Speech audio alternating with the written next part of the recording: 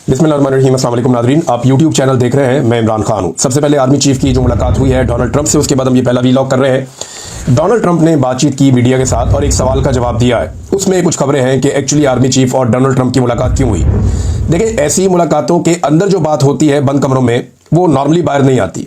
जब Donald Trump ने या अमेरिका ने खुलकर बात करनी होती है, ओपन बात करनी होती है, तो प्रेस को भी बुला लेते हैं, मीडिया के लोग, बाकी नुमाइंदगान भी वहां पे होते हैं, तो बातें बाहर आ जाती हैं। लेकिन जब बंद कमरों के अंदर चीजें तय की जाती हैं तो ये बातें कई कई सालों और बाद का दहाइयों तक बाहर नहीं आती।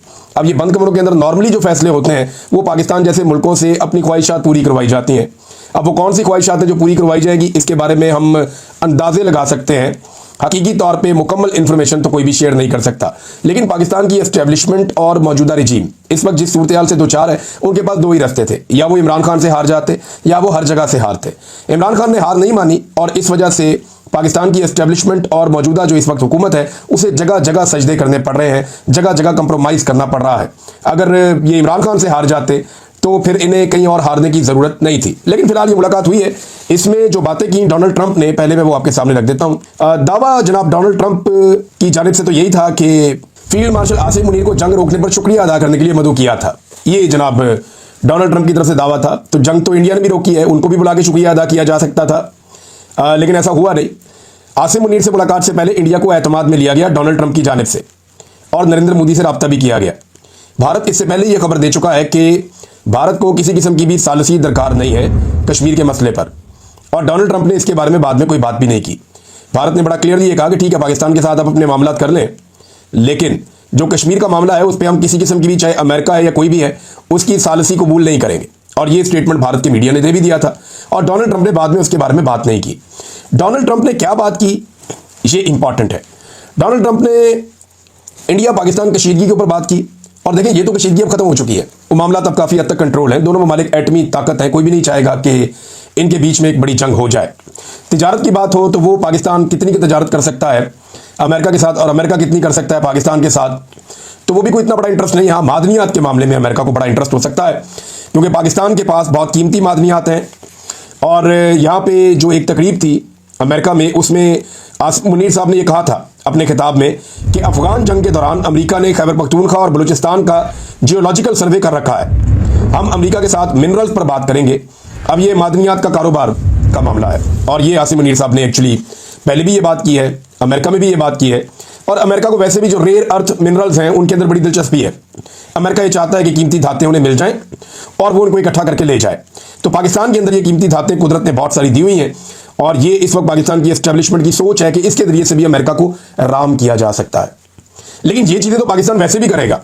तो इस वक्त जो इस मुलाकात का महवर था, जिसकी वजह से डोनाल्ड ट्रंप वापस वाशिंगटन आ गए अपना दौरा मुख्तसर करके G7 वाला, वो था मामला ईरान वाला।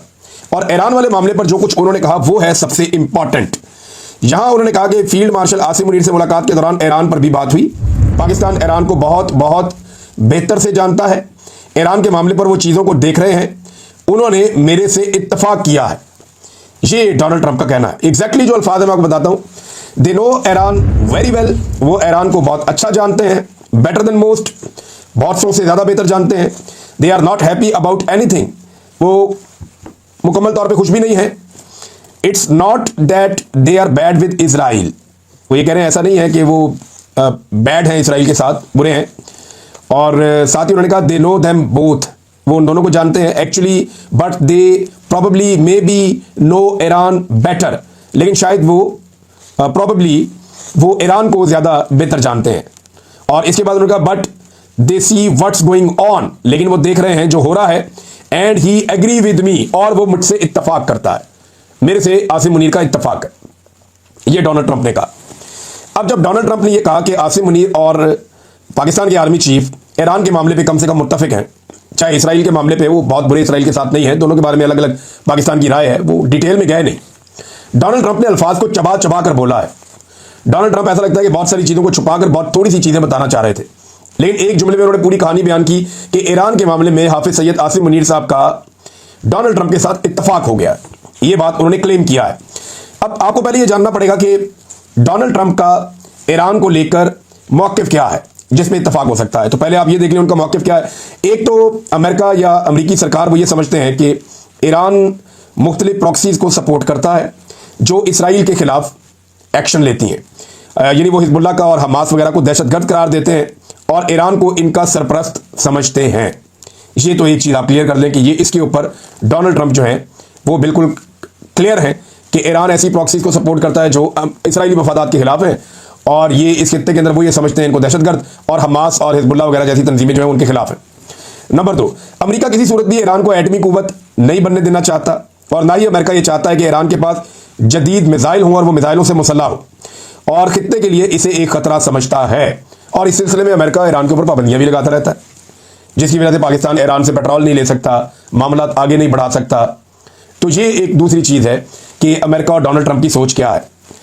तीसरा, जो मौजूदा हालात है इसमें अमेरिका ईरान पर जो इसराइली हमला हुआ है उसका हामी है, और ईरान जो जवाबी कार्रवाई कर रहा है इसराइल के खिलाफ उसका अमेरिका नाक़िद है। अमेरिका कहता है ये गलत है, ईरान जो अटैक कर रहा है वो सिविलियन के ऊपर हो रहा है अमेरिका के बकौल, और वो ये कहते हैं कि जो अटैक इसराइल ने किया वो ठीक किया है, और अमेरिकन सदर बार बार ये कहते रहे हैं कि हमने इसराइल को कहा है कि वो अपने हमले जारी रखे। अमेरिका मुतालबा क्या कर रहा है इस वक्त ईरान से? अगर तो कोई इत्तफाक पैदा हुआ तो इन्हीं चीज़ों के ऊपर होगा ना। डोनाल्ड ट्रंप ये कहते हैं मेरी और आसिम मुनीर साहब की सोच में इत्तफाक पैदा हुआ है। अब जब तक आसिम मुनीर साहब खुद नहीं बोलते और वो चीज़ें सामने नहीं लेकर आते, वो बताते नहीं है कि वो इस इशू के बारे में क्या सोच रहे हैं और क्या देख रहे हैं, तब तक के लिए तो डोनाल्ड ट्रंप की बात पे आपको भरोसा करना पड़ेगा। तो चौथी चीज़ जो डोनाल्ड ट्रंप ने कही, उन्होंने कहा जी अमेरिकी मुतालबा है कि ईरान गैर मशरूत तौर पर हथियार डाल दे। अब इसका मतलब पता क्या है? इसका मतलब यह है कि ईरान गैर मशरूत तौर पर हथियार डाले और जो मौजूदा ईरान का रजीम है ये अलाउ करे बैनुल अक़वामी शख्सियात को, इदारों को, कि वो ईरान के अंदर आएँ, हर चीज़ की इंस्पेक्शन करें और जहाँ तक उनका दिल करे वहाँ तक घुस जाएँ, और तमाम तर मुआहिदों के ऊपर ईरान से दस्तखत करवाए जाएँ। ईरान का जो मिसाइल प्रोग्राम है उसको रिवर्स किया जाए और ईरान कभी भी एटमी कुव्वत ना बन सके, जबकि ईरान का ये दावा है कि हम तो एटमी ताकत बनना ही नहीं चाहते थे। इस हवाले से CIA की एक रिपोर्ट भी आई हुई है, ये इसी 2025 के मार्च की गालिबन वो रिपोर्ट है, जिसमें उन्होंने कहा था कि ईरान एटमी कुव्वत बनने नहीं जा रहा। हाँ, ये ज़रूर है कि वो अपने प्रोजेक्ट्स के ऊपर काम कर रहा है, लेकिन ऐसी कोई रिपोर्ट नहीं है कि ईरान कोई एटमी धमाके करने जा रहा है। इस रिपोर्ट को अमेरिकी हुकूमत ने मुस्तरद कर दिया था, तो क्योंकि अमेरिकी हुकूमत को आइडिया था कि अब ईरान के साथ क्या होना है और क्या करना है, क्योंकि इसराइल एक एक करके तमाम चीज़ों से लड़ते लड़ते बिलाखिर वहाँ तक पहुँच गया था जहाँ से उसे ईरान के ऊपर अटैक करना था, और फिर ईरान के ऊपर अटैक हो गया। अब अमेरिका से उनका मुतालबा है कि गैर मशरूत तौर पर हथियार डाले, ये मैंने आपको बता दिया। अगर ऐसा नहीं होता तो अमेरिका ईरान में रजीम तब्दील करना चाहेगा, और ये बात जो है वो अब नेतन्याहू ने कहना शुरू कर दी है। देखिए, यहाँ पे जो भी बात कल को अमेरिका ने कहनी होती है वो कुछ अर्सा पहले नेतन्याहू कहना शुरू कर देता है, और उसके स्टेटमेंट के बाद हम देखते हैं कि आहिस्ता आहिस्ता अमेरिका उसी स्टेटमेंट के ऊपर आ जाता है। अब अमेरिका ईरान में अगर रजीम तब्दील करना चाहता है तो क्या वो अपने इस मकसद में कामयाब हो सकता है? देखिए, अगर वो एक रजीम तब्दील कर लेता है तो इसराइल के ऊपर से खतरा टल जाएगा, ये अमेरिका को भी लगता है और इसराइल को भी लगता है। आजकल रजीम चेंज के हवाले से रज़ा पहलवी साहब साबिका वली अहद ईरान के, ये आजकल बड़े मुतहर्रिक हैं, इनकी वीडियोस भी आ रही हैं, इनके इंटरव्यूज़ भी आ रहे हैं, इनका एक स्टेटमेंट भी है, उस स्टेटमेंट में आपके सामने रख देता हूँ कि रज़ा पहलवी ने क्या कहा। उन्होंने कहा ईरानी सुप्रीम लीडर आयतुल्लाह ख़ामनेई ने कंट्रोल खो दिया है, मौजूदा हुकूमत निज़ाम का खात्मा करीब है, इस हुकूमती निज़ाम का खात्मा करीब है। हमने इब्तदाई 100 दिन की अबूरी हुकूमत और इसके बाद की कौमी जमहूरी हुकूमत के लिए तैयारी की हुई है। अफवाज, इदारे निज़ाम का दिफा ना करें, ये रज़ा पहलवी ने कहा। क्या ये सारा कुछ हो सकता है? अब ये वो बड़े सवाल आते हैं जिनका जवाब तो खुद अमेरिका के पास भी नहीं है। ईरान भी इस खित्ते में तनहा नहीं है। मुसलमान मुल्कों में से 21 मुल्कों ने बाकायदा एक बयानिया जारी किया है और मिलकर एलामिया जारी किया है। रशिया जो है वो अमेरिका को खबरदार कर रहा है कि इस जंग के अंदर आप ना उतरें, अगर आप अमली तौर पर इस जंग के अंदर आएंगे तो खित्ता जंग की लपेट में चला जाएगा और सूरत बिगड़ जाएगी। यही बात जो है वो कमोबेश चाइना ने भी की है। तो क्या ये दोनों ममालिक ईरान की मदद को आ सकते हैं? जो आसपास के मुसलमान ममालिक हैं उन्होंने तो फैसिलिटी अभी तक कोई ऐसी नहीं दी जो ईरान को डैमेज कर रही हो, बल्कि ऐसा हैरतअंगेज तौर पे हुआ कि मोहम्मद बिन सलमान इन्होंने खुद रब्ता किया ईरानी गवर्नमेंट से और उन्हें यकीन दहानी करवाई कि इस मामले में हमारी सपोर्ट आपके साथ है, आपके साथ ज्यादती हुई है। बहरहाल अब अमेरिका के मफादात के साथ बाकियों के मफादात अगर टकरा रहे हैं तो यहाँ पे आसिम मुनीर साहब के बारे में क्लेम किया डोनाल्ड ट्रंप ने कि उनका इत्तफाक हुआ है डोनाल्ड ट्रंप के साथ। अब क्या ये डोनाल्ड ट्रंप ने जो बात की है ये सही साबित हो जाएगी? इसमें जब तक हाफिज सैयद आसिम मुनीर साहब का या ISPR का कोई स्टेटमेंट नहीं आता तब तक आप कुछ कह नहीं सकते। लेकिन अगर ईरान में रजीम तब्दील करना है तो ये एक बड़ा लंबा प्रोसेस हो सकता है। इसका नतीजा क्या निकलेगा ये मैं आपको पहले बता देता हूँ। देखिए, ईरान में इस वक्त जो हुकूमत है ये 46 साल से है। ये 1979 में इनकलाब आया था ईरान में, तब खुमैनियों की हुकूमत बनी थी, और जब इनकलाब आया था तो उस वक्त से लेकर अब तक एक मखसूस मजहबी तरीके की हुकूमत जो है वो ईरान में चल रही है, और इसका 3 नस्लों के ऊपर इन्फ्लुएंस है। लगभग 3 नस्लें हो गई हैं। चुन चुनकर वो तमाम लोग जो हैं वो भर्ती किए गए हैं फोर्सेस के अंदर, जो इस नुक्ता नज़र के हामी है। तो जब तक कोई ग्राउंड फोर्सेस नहीं पहुंचती ईरान में तब तक ये मुमकिन नहीं है, जैसा कि अफगानिस्तान में आई थी, जैसा कि इराक के अंदर फोर्सेस उतरी थी, जैसा कि बाकी जगहों पे। क्या ईरान में ये मुमकिन होगा? तो बहुत मुश्किल लगता है। क्या ईरान की जो बड़ी क़यादत है उसे कत्ल करने के बाद ये हासिल किया जा सकता है? ये एक बहुत बड़ा सवाल है, क्योंकि आयतुल्लाह ख़ामेनी को जो है कत्ल करने के हवाले से बार बार बयानात आ रहे हैं। डोनाल्ड ट्रंप के स्टेटमेंट्स आ जाते हैं, नेतन्याहू के स्टेटमेंट्स आ जाते हैं, इसराइली जो ओहदेदार हैं बड़े अस्करी, उनके स्टेटमेंट्स आ जाते हैं। लेकिन आयतुल्लाह ख़ामेनी को जो है वो बहुत महफूज करने की कोशिश की गई है ईरान की जानिब से। अब अमेरिका अगर इस जंग के अंदर उतरता है तो अमेरिका के पास कुछ ऐसे लेटेस्ट वेपन्स हैं जिनका बहुत ज़बरदस्त किस्म का जोर है। यानी अमेरिका के पास ऐसे बम्स हैं, मदर ऑफ ऑल बम्स, ये उन्होंने वहां गिराया था अफगानिस्तान में भी।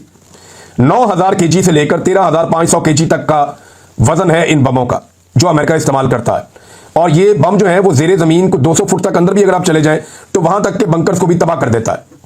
अब अगर इस किस्म के मजबूत बंकर्स बनाए गए हैं और ऐसे बमों का अमेरिका इस्तेमाल करता है तो फिर मेरा नहीं ख्याल कि ये बंकर्स टिक पाएंगे। और अगर तो ईरान ने इससे बेहतर कोई बंदोबस्त किया हुआ है, उनकी इंटेलिजेंस बेहतर तरीके से काम कर रही है, तो फिर हो सकता है कि अमेरिका को भी इस लड़ाई के अंदर नुकसान हो जाए। लेकिन मैं फिर आपसे कहूंगा कि अगर ये लड़ाई फैलती है, इसके अंदर दीगर स्टेक होल्डर्स आ जाते हैं। देखिए, ईरानी लड़ने वाली कौम है, इनकी हज़ारों साल की तारीख है लड़ने की। ये बहुत पुराने लड़ाका हैं। आपको याद होगा बहुत बड़ी फोर्सेस थी नबी अकरम सल्लल्लाहु अलैहि वसल्लम के दौर में भी। एक फोर्स थी ये फारस और दूसरी थी रोमन्स, एक रोमन अंपायर थी, एक पर्शियन अंपायर थी। तो ये यही ईरान है और यही खित्ता है। इनकी लड़ने की बहुत पुरानी तारीख है, लड़ाका तो ये है। अगर इन्हें हथियार मिलते रहें तो ये मुकाबला कर सकते हैं, लेकिन क्या इन्हें हथियार मिलते रहेंगे, ये एक बहुत बड़ा सवाल है।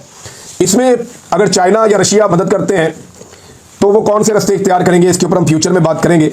लेकिन अगर ईरान के अंदर रजीम तब्दील भी किया जाता है तो जितनी बड़ी तादाद में मौजूदा रजीम के सपोर्टर्स हैं, ईरान में एक बदमनी फैल जाएगी, ईरान के अंदर एक खाना जंगी लग जाएगी। जैसी खाना जंगी हमने शाम में देखी थी, जैसी खाना जंगी हमने इराक में देखी थी, जैसी खाना जंगी हमने लीबिया में देखी थी। और अगर वो सूरत हाल बन जाती है तो पाकिस्तान के लिए मुश्किल फिर बढ़ जाएगी। इससे पहले भी पाकिस्तान के हमसाया अफगानिस्तान के अंदर जितनी बदमनी रही उसके नुकसान पाकिस्तान में आते रहे और पाकिस्तान में दहशतगर्दी बहुत ज़्यादा बढ़ गई। और अब अगर दोबारा से ईरान में कोई इस तरह की चीज़ हो जाती है खुदा न खास्ता, तो पाकिस्तान के अंदर दोबारा से इसके असरात आएंगे। इनसे हम अवॉइड नहीं कर सकते। कुछ इत्तलात ये आ रही है पाकिस्तान ने ईरान की तरफ जाने वाले रास्ते अभी फिलहाल बंद किए हैं और आमदरफ्त को रोक दिया गया है। पाकिस्तान अमेरिका को क्या दे सकता है ईरान को लेकर?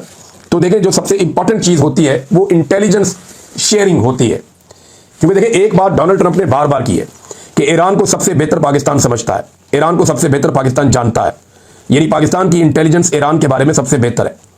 अगर तो ये बात डोनाल्ड ट्रंप के दिमाग में बैठ गई है तो पाकिस्तान में, आपको पहले भी ये कह रहा था कि पाकिस्तान से अमेरिका ये डिमांड कर सकता है कि हमारे साथ ईरान के मामले में इंटेलिजेंस शेयरिंग की जाए।